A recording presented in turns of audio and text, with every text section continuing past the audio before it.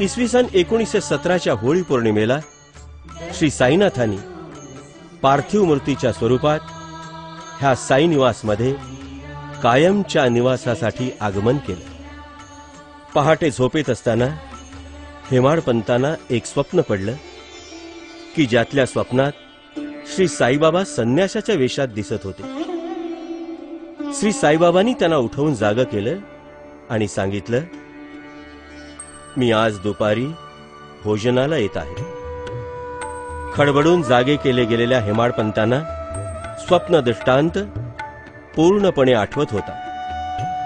हेमाडपंतांनी आपल्या पत्नीसही ह्या दृष्टांताविषयी सांगितलं, त्यामुळे बाबा कुठल्या तरी दुसऱ्या रूपाने येतील असं हेमाडपंतांना वाटत होतं। श्री हेमाडपंतांना पूर्ण खात्री होती की साईनाथांचा स्वप्नातील शब्द सुद्धा खरा होणारच। त्यामुळे होलिका पूजन झाल्यावर जेवणाची पाने मांडताना मधोमध श्री साईनाथांसाठी एक पान सन्मानाने वाढलं गेलं। कुणीही आलं नाही म्हणून हेमाडपंत काही नाराज किंवा निराश झाले नाहीत। त्यांनी वाट बघून इतर पाहुणे मंडळीचा खोळंबा होऊ नये म्हणून भोजनास आरंभ करण्यासाठी समंत्रक अन्नशुद्धी केली आणि तेवढ्यात जिन्यावर कुणाची तरी पावलं वाजली। हेमाडपंतांनी त्वरित जाऊन दरवाजा उघडला। दरवाजा उघडल्यावर समोर दिसले ते अल्ली मोहम्मद आणि इस्म मुजावर।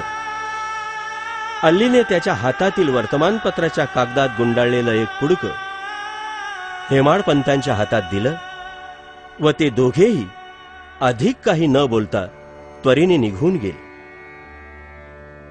ते पुडकं टेबलावर ठेवून उघडताच हेमाडपंतांचे अष्टभाव जागृत झाले। ती वस्तू होती श्री साईनाथांची पार्थिव मूर्ती, जी आजही साई निवास मध्ये प्रतिष्ठित आहे।